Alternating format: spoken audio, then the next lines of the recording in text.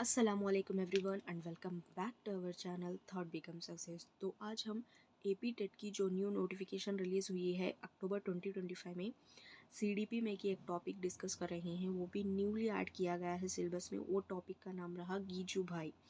गीजू भाई का तदरीसी फ़लसफ़े से रिलेटेड आज हम डिस्कस करने वाले हैं।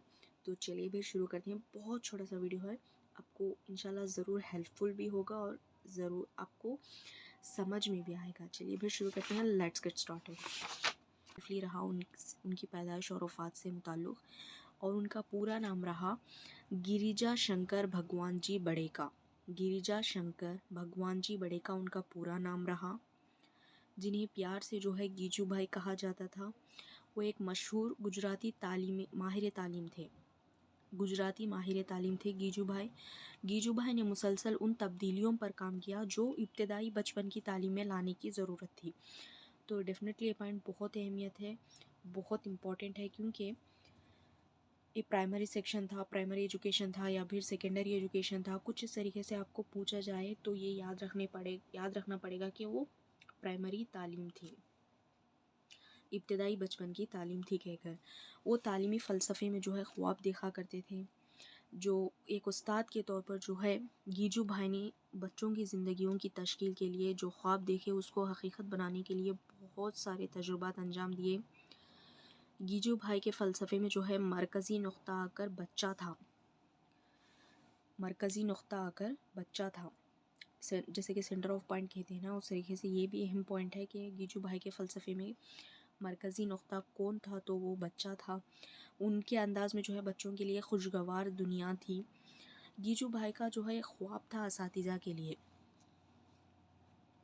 गीजू भाई का ख्वाब था असातिज़ा के लिए कि वो सिर्फ़ तनख़्वाह के लिए या फिर एक ड्यूटी जिस तरीके से करते हैं उस तरीके से नहीं, बल्कि वो अच्छे से जो है असातिज़ा का रोल निभाएं। जैसे कि बच्चों में जो है उनकी छुपी हुई सलाहियतों को फ़रोग़ दें, उनके जो भी जज्बा है उसको बढ़ाएं, उनमें उनकी शख्सियत को परवान चढ़ाएं, या फिर उनको जो है ख़ुद एहतिमाद बनाएं। तो इस तरीके से बहुत सारे पॉइंट हैं जो कि गीजू भाई का ख्वाब था असातिज़ा के लिए। तो इस तरीके से और भी बातें जो है वो अपनी किताब पगटी कला में ज़ाहिर किए हैं। पगटी कला जो है ये एक मशहूर फ़लसफ़े पर मबनी किताब है गीजू भाई की।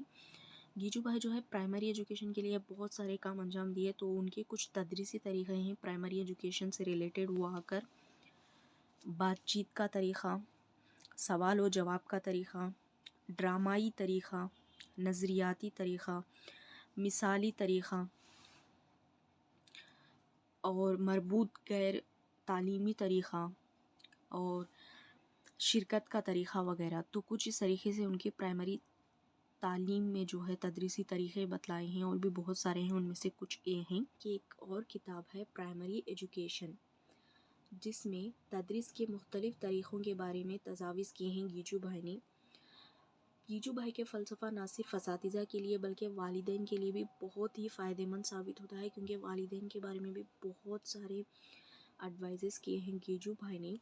गीजू भाई की तहरीरें कुछ हैं, जैसे कि वालिदैन के लिए वालिदैन बनना मुश्किल है, वालिदैन का सर दर्द, प्राइमरी स्कूल में ज़बान की तालीम, जब आप उस्ताद बनते हैं, और बच्चों की तालीम, मेरे तसव्वुरात, प्राइमरी स्कूलों में पढ़ाने के तरीक़े, प्राइमरी स्कूल के असातिज़ा, और मॉन्टेशवरी का तरीक़ा 1, मॉन्टेशवरी का तरीक़ा 2, गाना, खेलना। तो कुछ इस तरीके से और तहरीर करदा उनकी किताबें हैं।